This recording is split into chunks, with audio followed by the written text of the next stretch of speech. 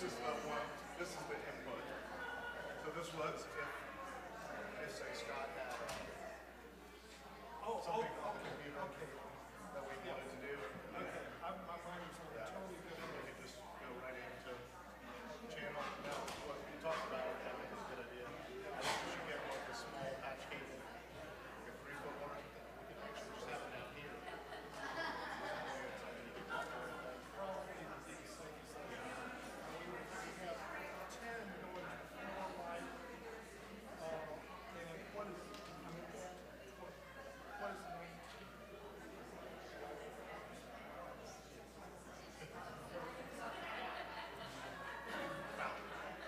Oh, that's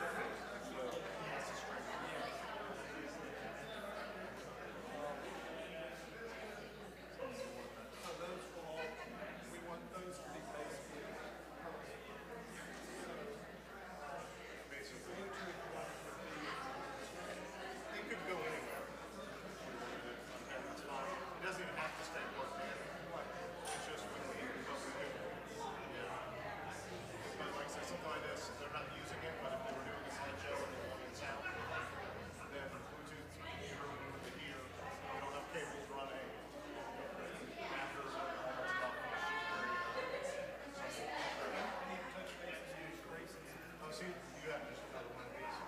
So, Oh, okay. as y'all been up here lately, and I forgot to bring.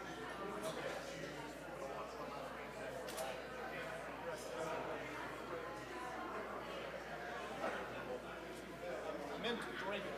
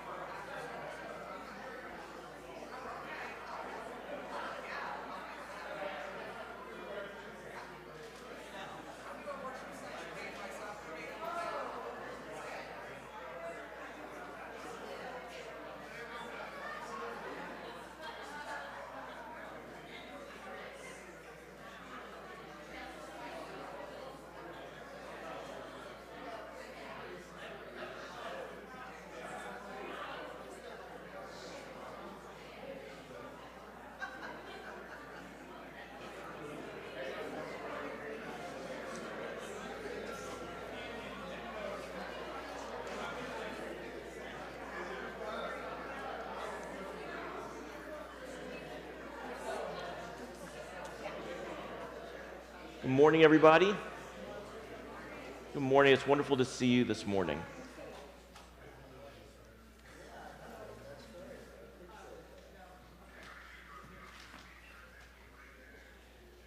Welcome, welcome, welcome.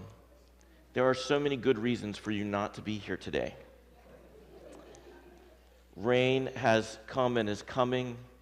It's chilly and cold. There are people who are sick. And some of you are worn out. Last night, there were more than 70 people here for our annual auction downstairs. And then this morning, there was a budget and finance meeting, a religious education meeting, the choir meeting. Someone left a bunch of thumbtacks in the choir loft, so clearly there was an anti-choir meeting as well. And there was a brilliant disquisition on psychedelics and transcendence and healing. And in the meantime, people running back and forth between all of those things. It would be understandable and wise for you just to look at this mess and throw up your hands and leave. Last week I talked to you about this poem by Charles Baudelaire, the albatross. This image of this great bird waddling along the deck of a ship who looks absolutely absurd, dragging his wings, clumsily trying to make his way in a world where he is so ill-suited until he lifts into the air. And who that bird is and what its power is, its vast beauty in the world, changed utterly by its movement through the heavens. We are an awkward, clumsy people, bouncing into each other and wearing each other out, conflicted and in disagreement. And what allows us to lift? Please join me in hymn number 361 in your gray hymnal, Enter, Rejoice, and Come In.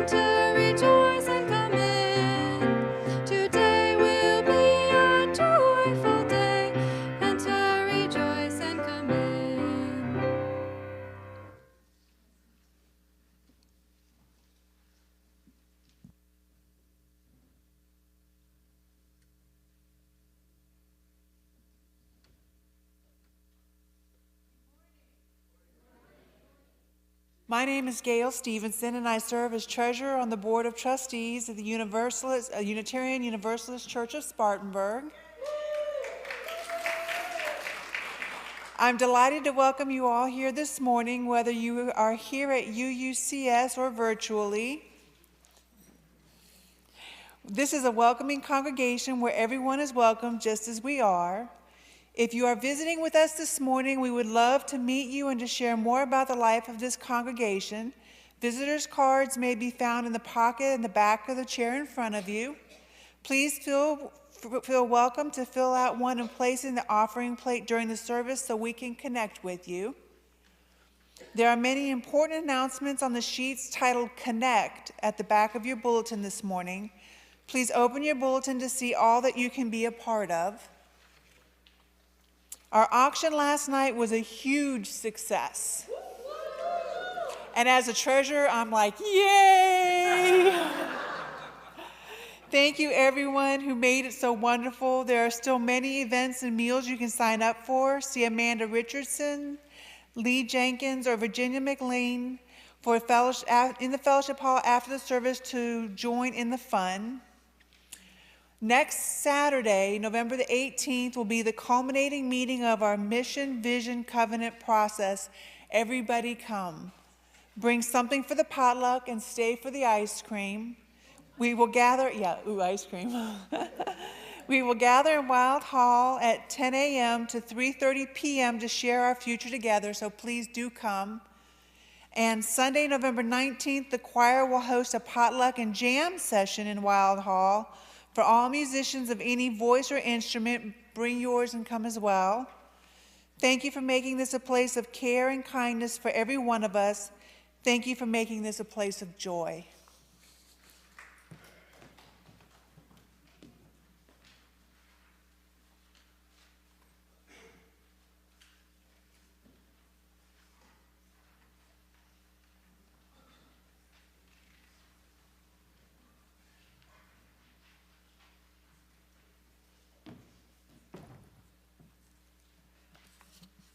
Good morning. I'm Mary Miles, a longtime member, of this congregation, a couple of versions of it, 20 years separated, anyway. I'm really happy to be here this morning to present a chalice award to our congregation. I've been involved with the International Convocation of Unitarian and Universalist Women, IWC for short, for about 10 years. And it's the only international Unitarian and Universalist organization focused on the rights of empowerment of women and girls worldwide. And it works in partnership with UU women's groups and with other progressive women of faith. Our church has been generously supporting this organization since 2013. I couldn't believe it had been that long. And this year, their thank you for our support includes a certificate as part of their newly established Chalice Award initiative. So I want to read the letter to you. It's not too long, but it's a lovely letter. It's addressed to the UU Church of Spartanburg, and it says, on behalf of the International Convocation of UU Women, I am pleased to confirm the receipt of a check for $1,251.63 from the UU Church of Spartanburg, benefiting IWC in celebration and honor of International Women's Day 2013. We are excited to launch our Chalice Award program honoring the congregations who support IWC and its mission to empower women and girls worldwide. As one of the Chalice Award recipients this year, you are receiving a Chalice Award certificate, which can be displayed on a church bulletin board and in the newsletter. And this is it. It's lovely.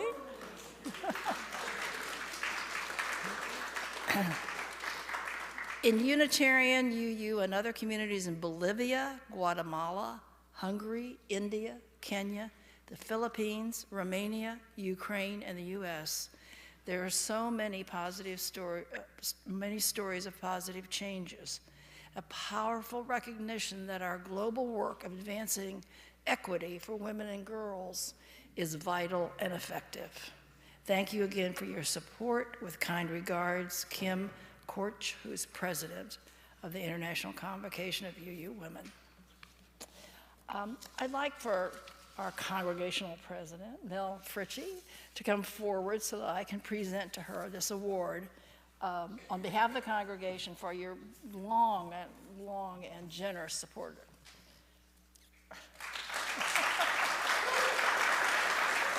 Get a picture. I'll let you give it right now. Thank you. Look at us go! And thank you, photographer. Thank you so much for your ongoing, current and ongoing support of this, what I consider to be an extremely unique and vital organization of Unitarian Universalist women.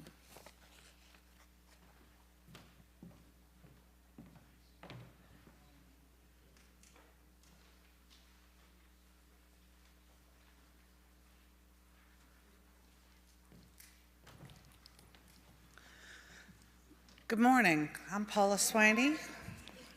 I love it when that happens in here. This morning, my name's Paula Swaney, and I'll be serving as your worship associate. And for our chalice lighting this morning, we have a responsive reading. So if you would turn in the back of your gray hymnals to number 650, Cherish Your Doubts.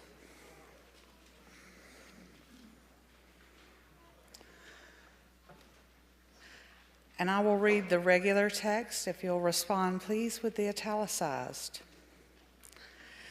Cherish your doubts, for doubt is the attendant of truth. Doubt is the key to the door of knowledge. It is the servant of discovery.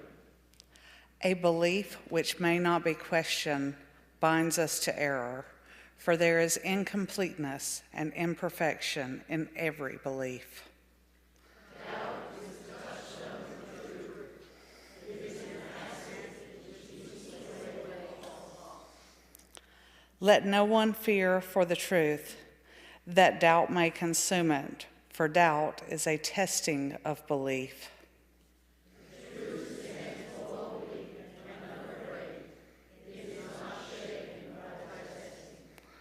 For truth, if it be truth, arises from each testing stronger, more secure.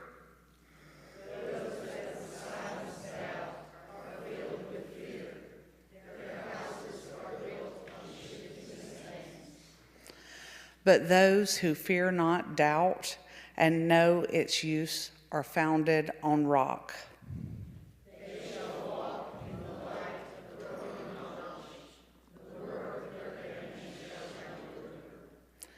Therefore, let us not fear doubt, but let us rejoice in its help.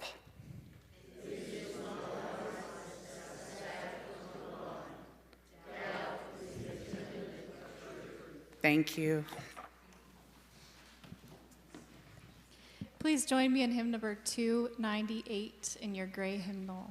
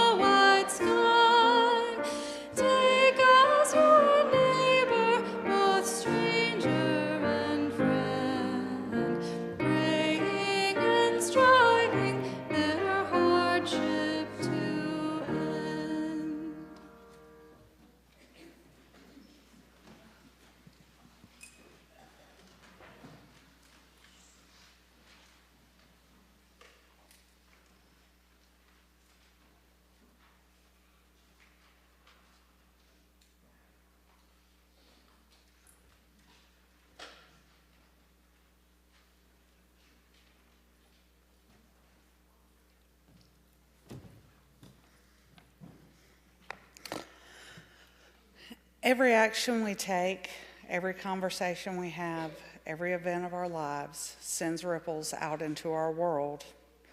To represent how we share these moments as a community, we have chosen to use the ritual of our rippling bowl. Should you wish to make a promise or let go of one, remember someone you've lost, or honor the presence of a loved one, release a bit of pain, offer a blessing for a stranger, or otherwise mark an event or occasion, please step forward and send your thoughts outward as you drop a stone or shell into the water, mingling the ripples of your intention with the ripples of others in our community. Those ripples remind us that joys once shared ripple out and are multiplied, and sorrows shared ripple out and are diminished. Come forward now if you wish and place a stone or shell in the water, and I'll place one of each for those who are joining us virtually.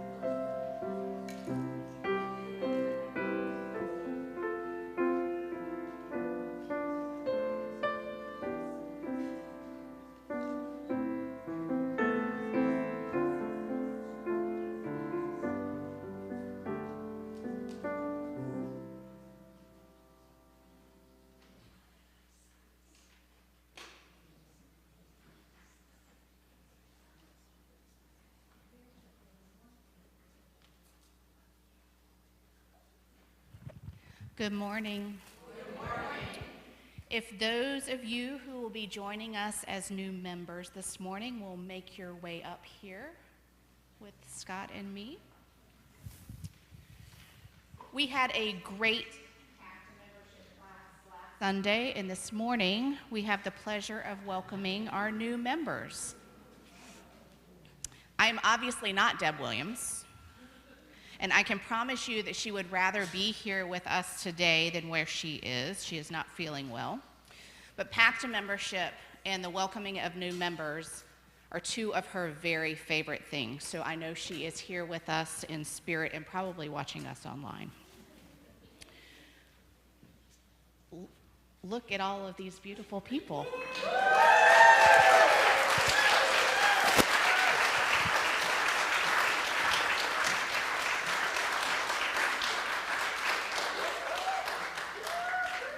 We are excited that you are here today.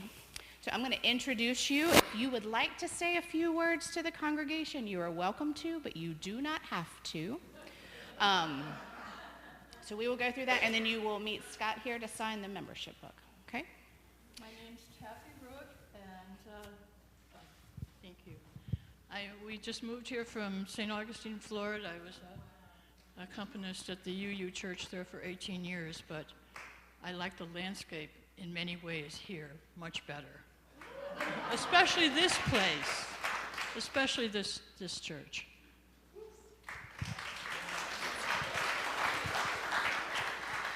Susan Staggs and Monica Burrell. Yes, no?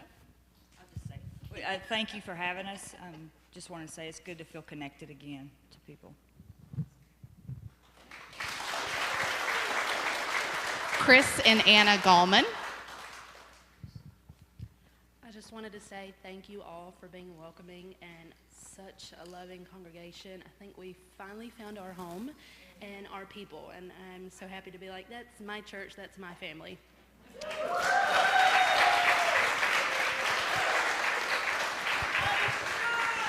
Diane Molina.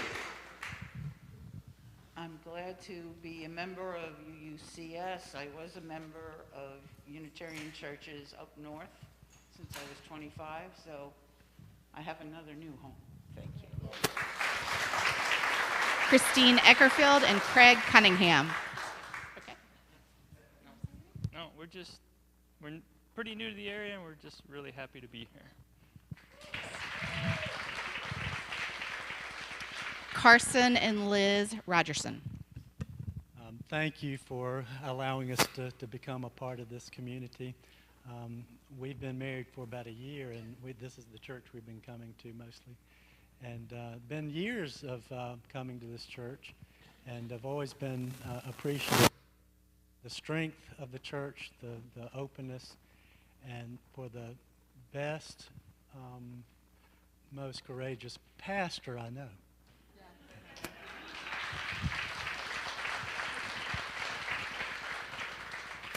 Max Parks. I just want to say thanks for accepting me for who I am and just respecting all that I am too. Thanks. And Frank Parlier. I just want to say I'm happy to be here.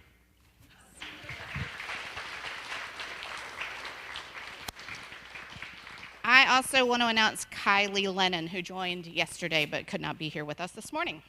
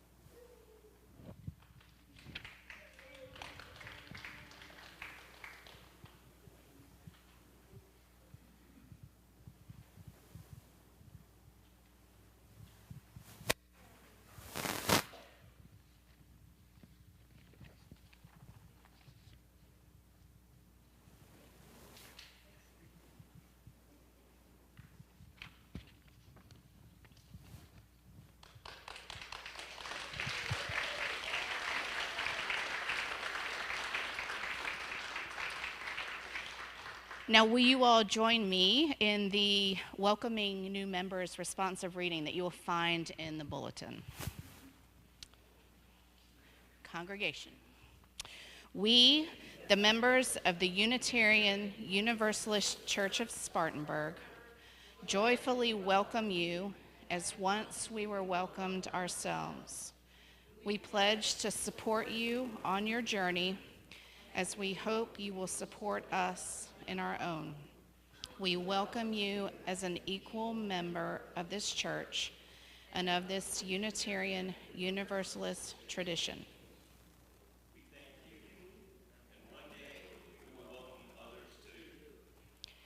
We offer you the warmth and comfort of this church community. We are grateful for your strengths and talents. We will strive to practice and demonstrate the oneness of humanity by sharing our joys and our sorrows, ever seeking to grow in kindness and compassion. We will walk together. And I now want to invite you to join us in reading our covenant that you will also find in the bulletin. This is our promise to each other on how we try to live in this world. We are a people of faith and hope. Together we covenant to strive to become our better selves, to honor both the critical mind and the generous heart, to prove that diversity need not mean divisiveness, and to respond to systems and violence and oppression with the power of a love beyond belief. Please join me in welcoming all of our new members.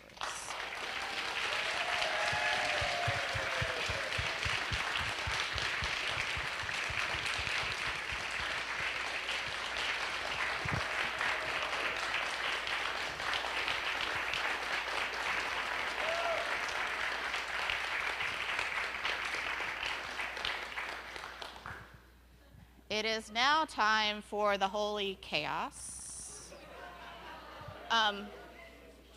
Please be mindful of those that you greet and greet them how they wish to be greeted.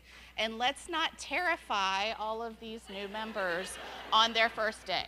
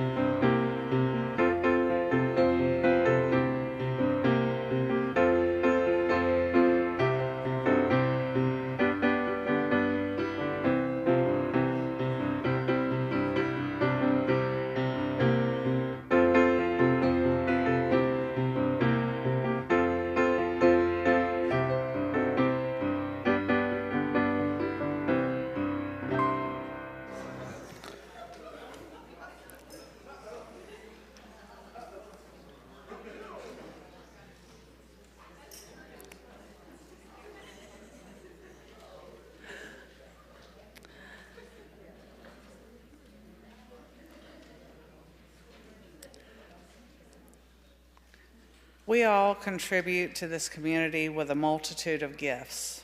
We give gifts of time, talent, energy, perspective, knowledge, opinions, and love. And the generosity of this congregation is incredible, particularly with opinions. We'll see y'all next Saturday, right? Now we contribute as we can with our financial gifts. This month, we will share half of unmarked funds and all marked funds from our offering plate with Global Giving, the Israel-Palestine Crisis Relief Fund. More information about Global Giving can be found in the Justice section of the Connect.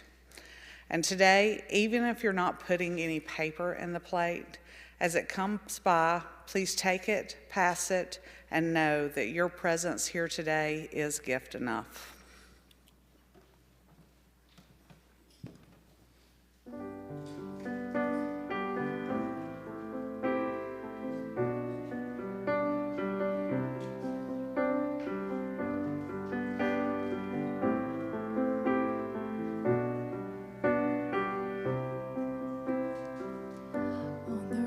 Experience, I'm trying to find my own way. Sometimes I wish that I could fly away. When I think that I'm moving and suddenly things stand still, I'm afraid 'cause I think they always will. And I'm looking for space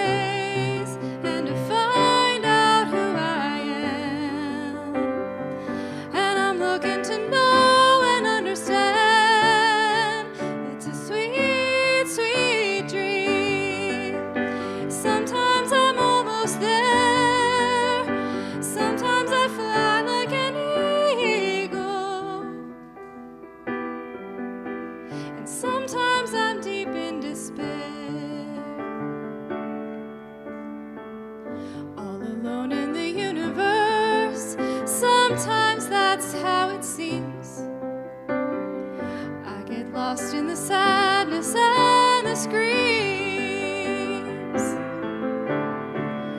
Then I look in the center and suddenly everything's clear. I find myself in the sunshine and my dreams. And I'm looking for space and to find out who I am. And I'm looking to know understand. It's a sweet, sweet dream. Sometimes I'm almost there.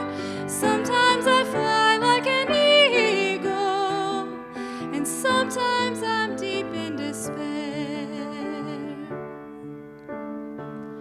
On the road of experience, join in the living day. If there's an answer, it's just that way. When you're looking for space and to find out who you are. When you're looking to try and reach the stars. It's a sweet, sweet, sweet dream. Sometimes I'm almost there. Sometimes I fly like an eagle. And sometimes I'm deep in despair.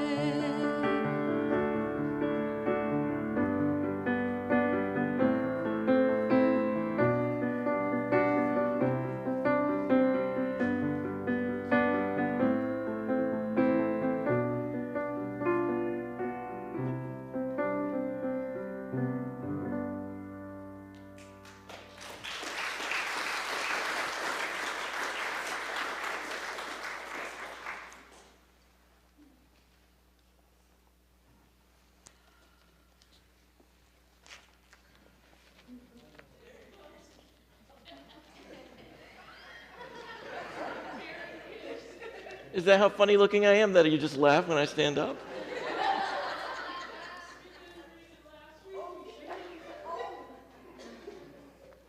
Well, somebody asked me if I was going to do a lecture today, so I have to give you handouts too. Help me out. Open up your Connect, the back of your bulletin. I'm not going to remember all these things. Help me out with this. When I leave something out, you call it out, okay? I'm serious. Just interrupt me. All right. Last night we held our annual auction. It was very successful, and as happens every year, it is not yet complete. There are lots of events, lots of meals and trips, the chance to have a drink, whatever kind of drink you like to put in your cup, with Anne, the chance to walk or run or hike with me. There are lots of things you can sign up for still that are not finished. And for the next 3 Sundays in the fellowship hall before and after the service are amazing auction co-chairs. Lee Jenkins, Virginia McLean, and Amanda Richardson are going to be there with all these sign-up sheets. You can sign up if you pay up right in that moment. Yes? I don't want to urge you to do this. These are really great ways to know people. It's a way for us all collectively to raise money for the church together to support all the ministry that we're doing. And it's a lot of fun. So, for example, you can walk with me, you can run with me, you can hike with me, you can roll with me, you can skate with me, whatever you would like to do with me.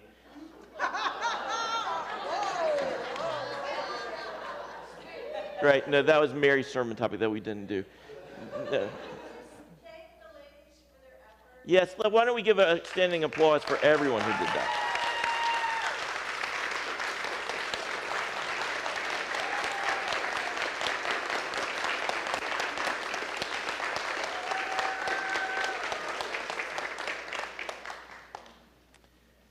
So please feel invited. Now, please also don't feel any pressure, right?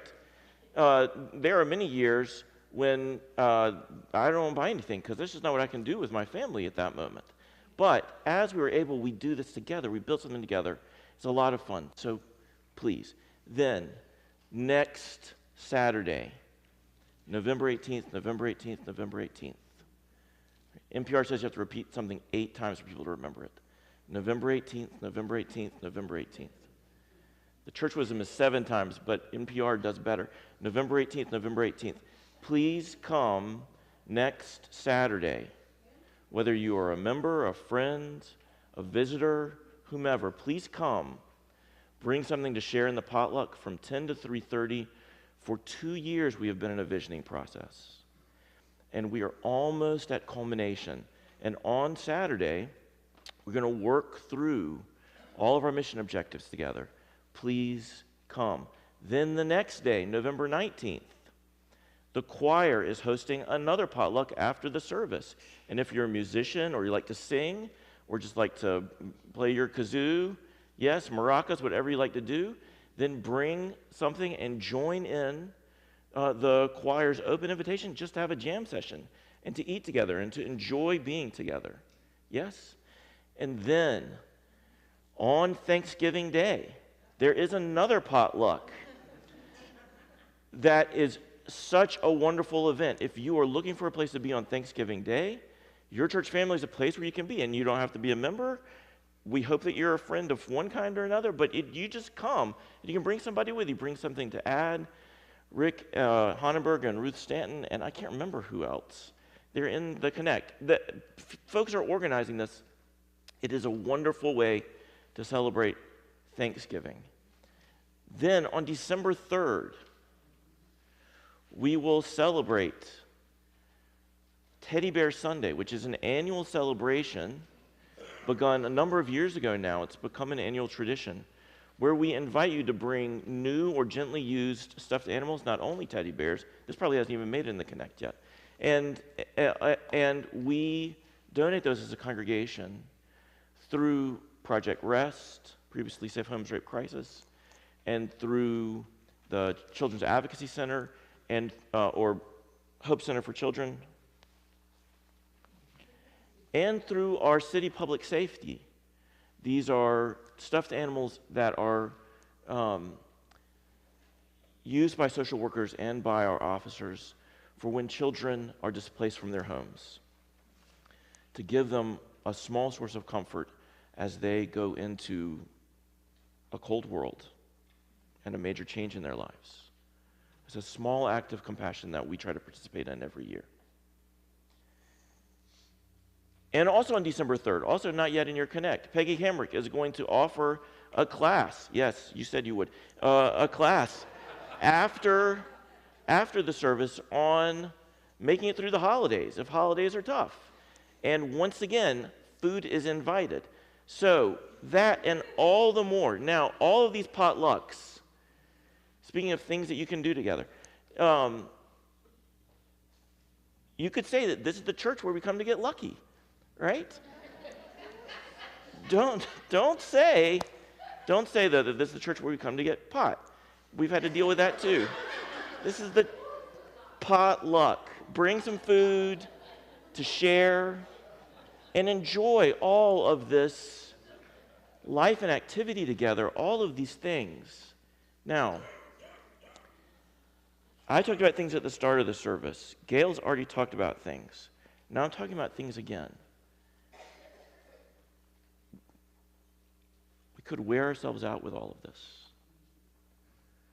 And we could really frustrate each other by competing over space and time and attention and resources and wear down all the energy that we've built up together by pulling apart.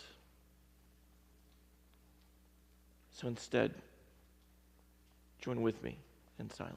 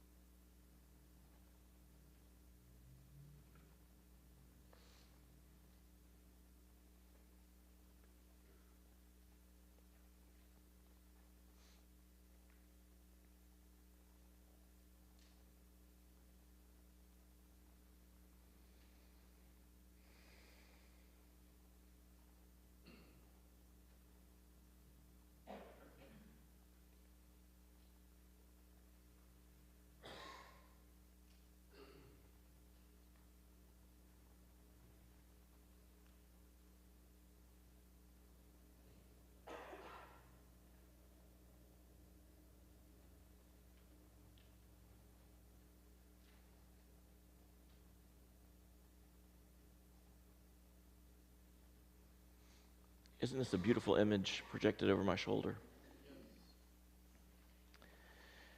This is the image of a little sticker that our 2023 Pride team created to stick on bags and to distribute as part of our booth at Pride this year.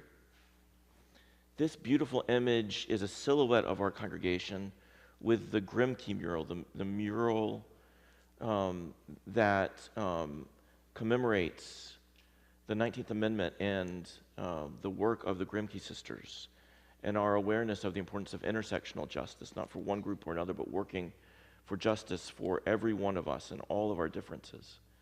Right? It integrates that mural into the silhouette of the church, and then it claims the end phrase of our draft purpose statement. We could wind up going with a different purpose statement in the end, but right now, this phrase, open to all, is the concluding phrase of our draft purpose statement as a congregation. It took 3 weeks and 3 different graphic designers who volunteered untold amounts of in-kind services and text threads that I kept erasing because I couldn't keep up with them. They were so exhausting and multifaceted. So much communication over 3 weeks with all kinds of different hands to try to develop this one image. But doesn't it just speak what we're trying to do? The work to find each other is worth it. And sometimes it is absolutely maddening. And sometimes we just want to cut it off, hit the deadline, and be done. But when we push a little further in frustration, indifference, disagreement, something more than each of us can emerge. I did not see a single person at Pride who didn't get what we were talking about as soon as they got that sticker. And that's what we wanted, for people to know that this is a place where you can be. We didn't want there to be any question about that.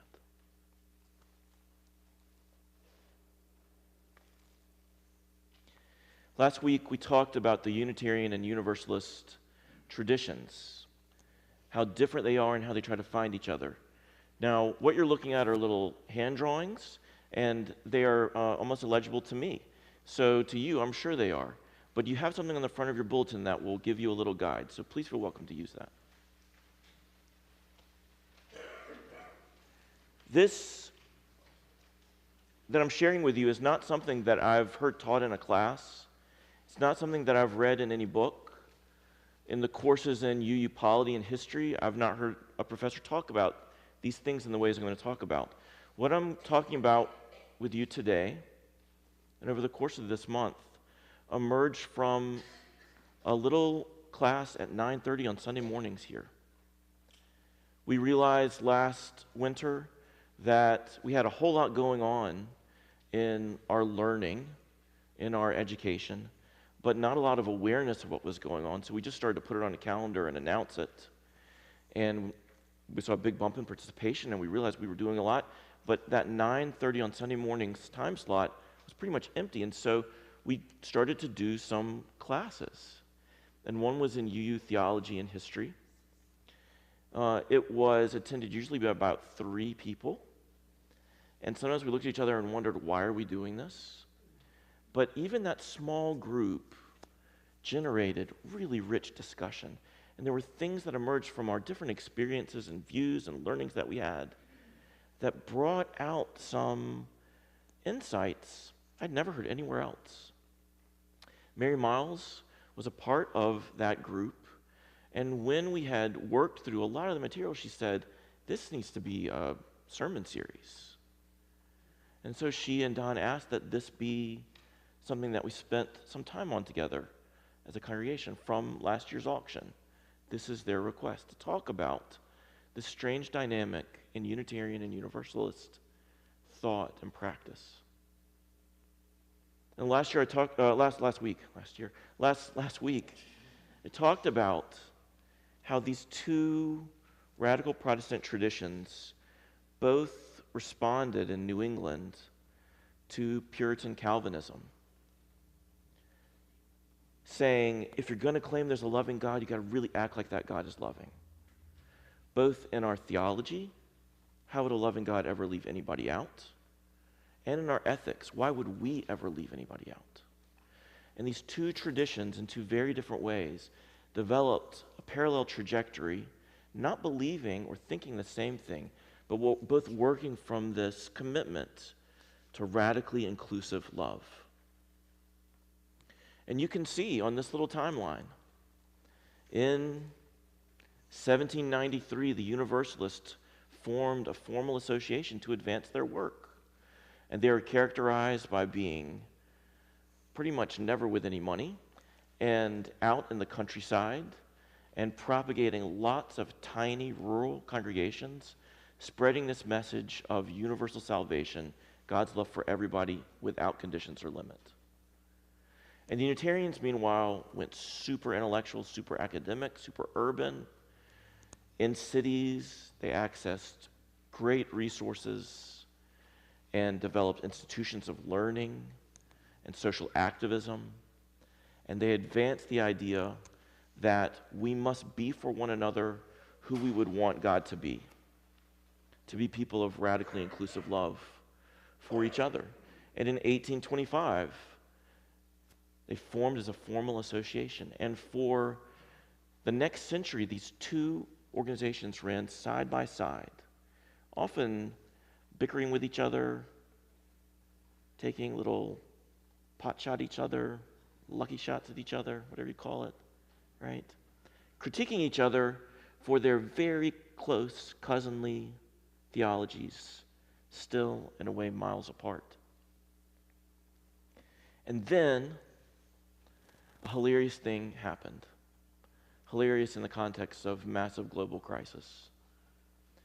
In the mid-1940s, the Unitarian Association of America, and its deep commitment to democracy and social justice, formed what was called the Unitarian Service Committee, whose purpose was to fight fascism in Europe and around the world, and to provide relief to refugees and people who had been afflicted by World War II. And they went about that work as a small religious organization. And the Universalists also, out of their ethic of radical inclusive love, established the Universalist Service Committee to fight fascism in Europe and around the world, and to provide relief to refugees and people who've been afflicted by World War II. The Unitarian Service Committee and the Universalist Service Committee. And while these people were working so hard with their very meager resources because of their small populations and their organizations, they looked at each other and said, we have a shared purpose, but different views. Would there be a way to merge our movements to be more effective? Like any good church committee, it took about 2 more decades for them to figure this out.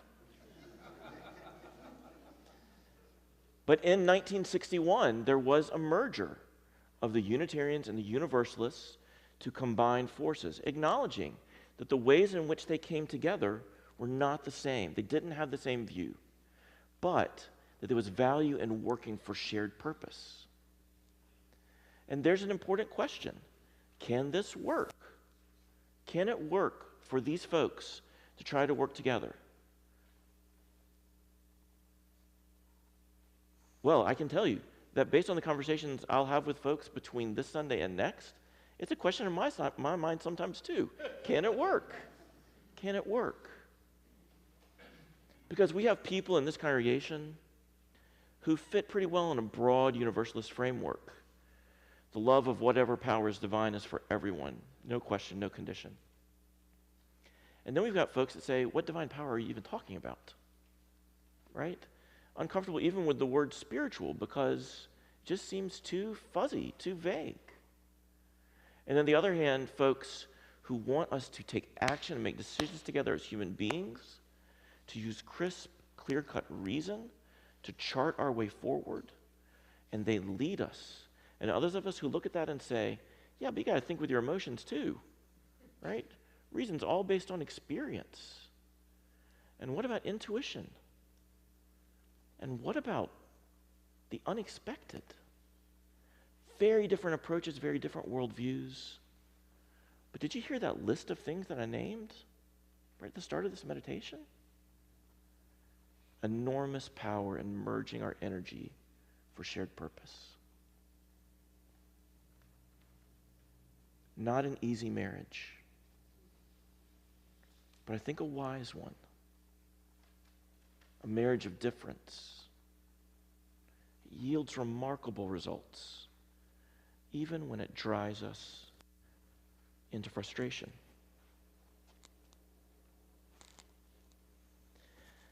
There's even more to this story. Something strange inside of each of these movements that found each other in the middle of the 20th century. It's not just Unitarians and Universalists propagating their ideas until they merge and then trying to wrestle with each other. This theology of radically inclusive love, this ethic of radically inclusive love, it has a strange propulsion within it. It pushes us in a strange way. The Unitarians are a great example of this. In the early part of the 19th century, the Unitarian ethic of radically inclusive love drew up out of the Protestant tradition very rigorous biblical scholarship, historical critical scholarship, looking closely at the languages of sacred text and at the stories and trying to remove anything that seemed an accretion of religious hierarchy or confusing mysticism to get to what is the ethic by which we should live and govern our societies. And in 1836, one of the most promising scholars of the Unitarian movement, one of the most heralded young preachers of that movement, stood up in the pulpit of Harvard Divinity School and delivered a WWF smackdown sermon saying, "This is ridiculous." His name was Ralph Waldo Emerson, and he launched the Transcendentalist movement, drawing on German Romanticism and Hindu thought that was emerging out of the British Empire and out of his own thinking. And what he said was, if what we're trying to do is live by the ethic of Jesus, but as Unitarians we're not claiming the divinity of Jesus, then why are we so focused on Jesus? And he just blew the whole thing up. Right? Out of the Unitarian movement came a movement all about intuition and mysticism and the higher self merging with the divine self, something that bewildered his professors and his mentors and set him at odds with them for the rest of their careers. Transcendentalism is not a universalist movement, it's a Unitarian movement. Even though it looks for all the world like universalism, this broad openness and experiencing the divine through nature. And it has massively shaped our culture and our thought. But then fast forward to 1916, and again, in the Unitarian movement, a new level of thought emerges, where folks look at each other and say, if our focus is on ethic and on how we are going to be in the world, then why is it that we're spending so much time thinking about God at all? What matters is our actions and our choices. And this humanism came to fill Unitarianism, and it exploded again. Like Transcendentalism a year before, a century before, it rocketed forward and caught like wildfire. One movement in utter contradiction to just the generation before, but moving forward. In Unitarianism and Universalism, the ethic of radical love pushes us to ask, how can we be more radically and inclusive in our love? It pushes us to question our methods and our thinking. And in every generation of these two movements, new thought emerges that presses forward and disrupts what came the generation before. The most hilarious example of this is in 1986. Humanism and the Unitarian movement had great sway, and it is still a major part of the life of our congregation today, and I give thanks for it. It does so much to shape our thought, our action, our leadership, our governance. It wouldn't be right to call me a humanist, but I give thanks for all that that tradition brings into our congregation and our movement. Humanism was known for very stripped down services, no ritual at all, reason and clarity, the intellect. These were the things that the humanist movement was reaching for, a clear way to live in the world. And vouching for the concepts of tolerance and respect. There should be a place in society and in religious cultures for all kinds of thought, for all kinds of people. And so, Unitarian Universalist congregations created a context in which respect and tolerance for all people, openness to all, guided the way the congregations tried to live. And wherever they failed at that, they would challenge themselves to do better, do better. If we expect tolerance and respect for ourselves, then we need to offer that to other people as well.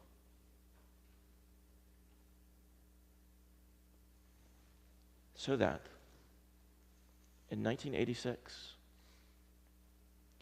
when the women's liberation movement merged with neo-paganism, Unitarian Universalist congregations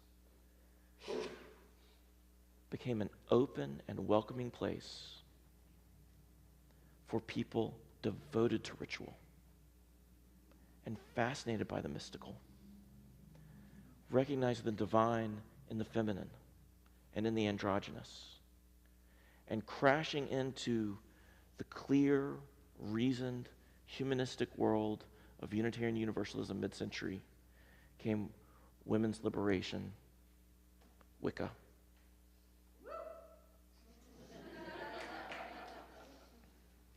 And once again, with a religious education curriculum based on exploring these concepts of the divine feminine, a religious movement seemingly in direct contradiction to the generation before took off like wildfire through Unitarian Universalism. Could there be a more uneasy marriage between neo-pagans and humanists? But when we build a community of tolerance and respect, when we claim radically inclusive love as the thing to which we will devote ourselves, we open ourselves to other people seeking a home, seeking welcome, even when they may be 180 degrees different from whom we ourselves are.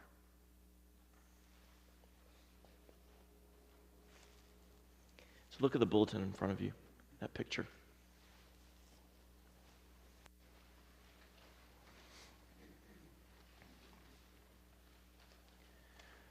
When we call ourselves Unitarians and Universalists, the paradox is, I would bet more than 50% of us hardly identify with either Unitarians or Universalists at all. But we do identify with a place of welcome and openness, a place of love.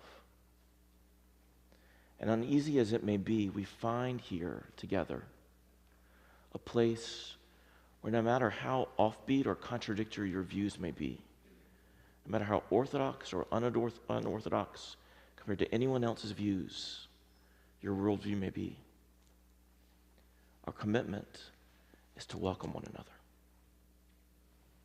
And so this is a tradition not of two radical Protestant strands merging, and not of generation after generation revising what came before within those two strands, but of every possible strand of experience and wisdom and mistake and failure and success, every book, every trip, every world through which we've traveled, every trip we've taken in this world or others. We pull together all of these strands into an impossible, complex, beautiful interweaving of all of ourselves. The roots of our tradition are not two, but many, plural. And here's the strangest thing. We keep drawing together more and more.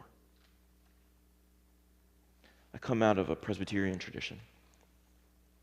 There's a lot of wailing and gnashing of teeth in the Presbyterian world about the way that denominations are collapsing, falling apart. But I heard a fascinating statistic that if all of the Reformed churches in the United States that have split from each other over time because of differences of belief would just add together their population, the number of people who participate in the Reformed tradition in the United States, from very conservative to very liberal, would be pretty much the same, pretty much static over time. But in Protestantism, there's a tradition that whenever you disagree with somebody, you get in a fight with them, and then you split. Right?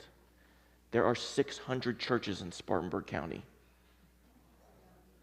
Split, split, split, split, split, split, split.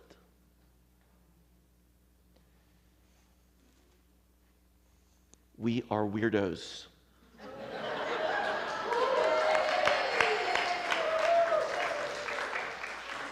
Because our ethic of radically inclusive love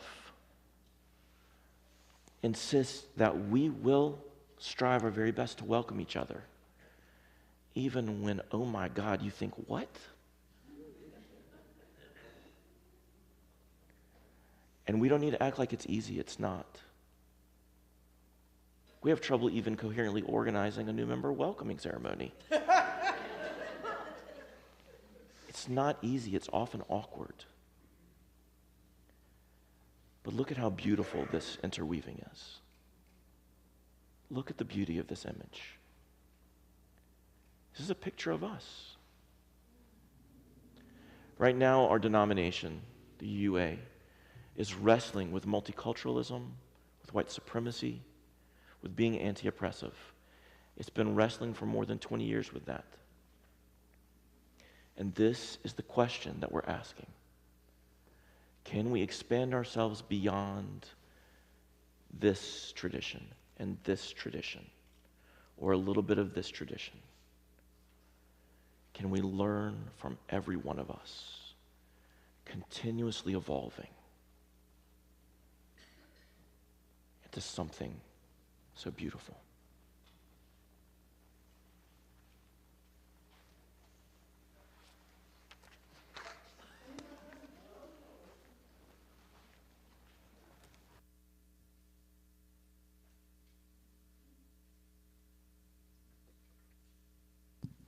Please join me in hymn number 123, Spirit of Life, and we'll sing it through twice.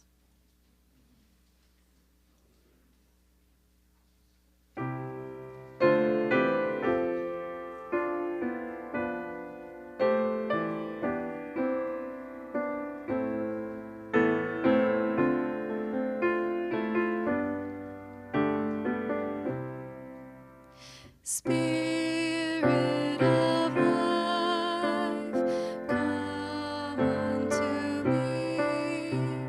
Sing in my heart all the stirrings of compassion. Blow in the wind, rise in the sea, move in the hand, giving life the shape of justice. Roots hold me close, wings set me free. Spirit of life, come to me, come to me. Spirit of life, come unto me. Sing in my heart all the stirrings of compassion. Blow in the wind, rise in the sea, move in the hand, giving life the shape of justice. Roots hold me close, wings set me free. Spirit of life, come to me, come to me.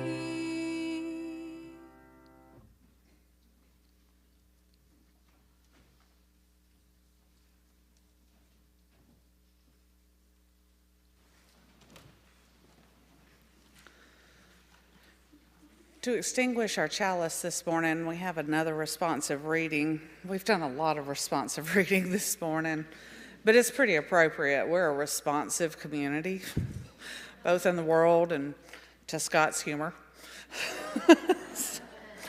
So I will read the normal text if you'll follow along in your bulletin with the italicized.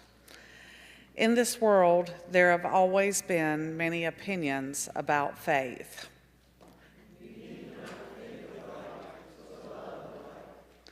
There must be knowledge and faith also.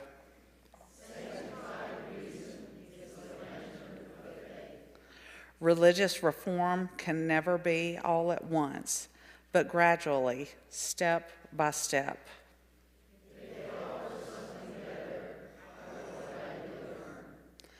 The most important spiritual function is conscience, the source of all spiritual joy and happiness. Conscience will not be quieted. by anything less than truth and justice.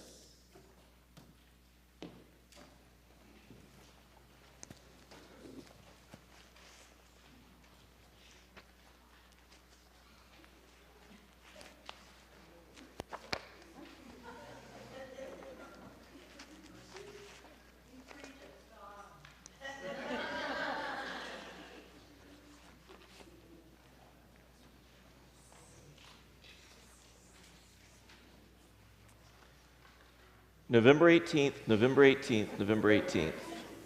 November 18th, November 18th, November 18th. That was insufficient. We're going to try one more time. We'll try a Trinity for the Unitarians. November 18th, November 18th.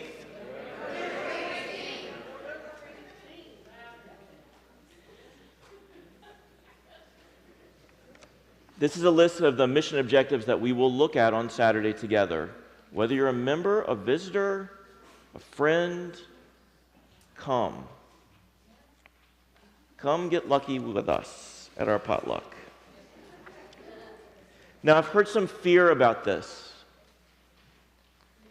Some competition between objectives.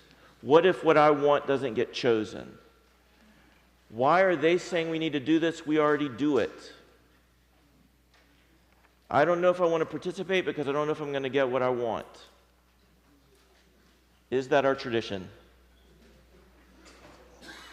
The answer is no, that is not our tradition, right? That is a natural human response. I understand it too. The reason that we do this work slowly and well with each other to the point of frustration is to talk with each other and listen to each other to find the greater beauty that we can create in the world. Not split, split, split, but weaving together, right? This is not about choosing one thing or another. This is about finding each other and moving with each other. Let me give you an example. Turn to the seventh objective.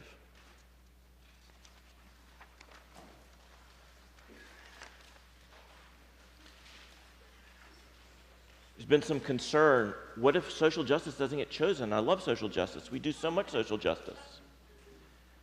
What you can see is the objective is about sustaining social justice, which is to say that dozens and dozens of people in all of the dialogues we've held so far have affirmed what we are doing and said, it is wonderful.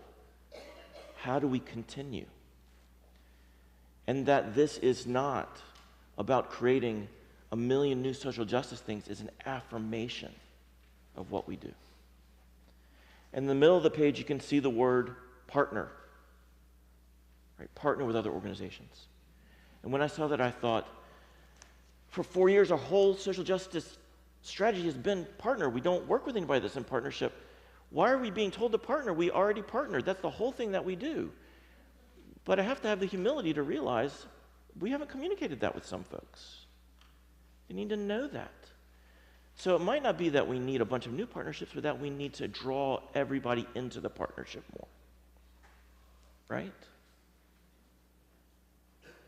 This isn't about one thing losing, another thing winning, having to do something that we already do. It's about finding each other. So a couple weeks ago, I got a call from the Mexican consulate asking if we could host a 2-day mobile consulate for more than 500 people of Mexican citizenship to come through our facility to work with the consulate on November 18th.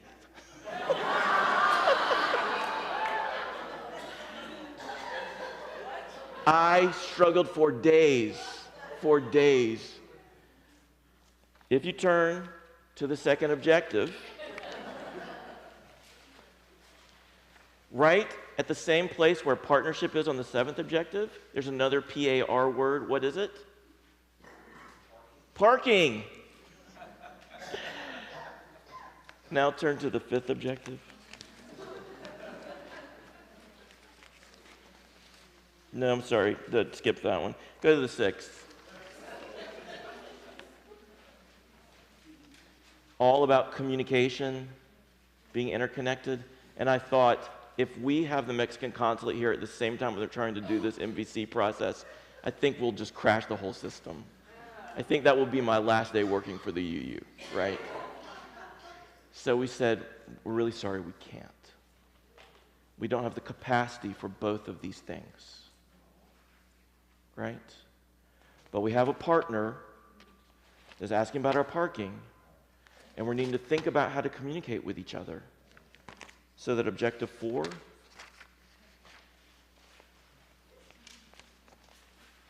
we say to every single person in this world, what's the objective? Welcome home. You belong. These objectives are not in competition with each other. It's about working with each other to find the priorities so that the whole thing can fly.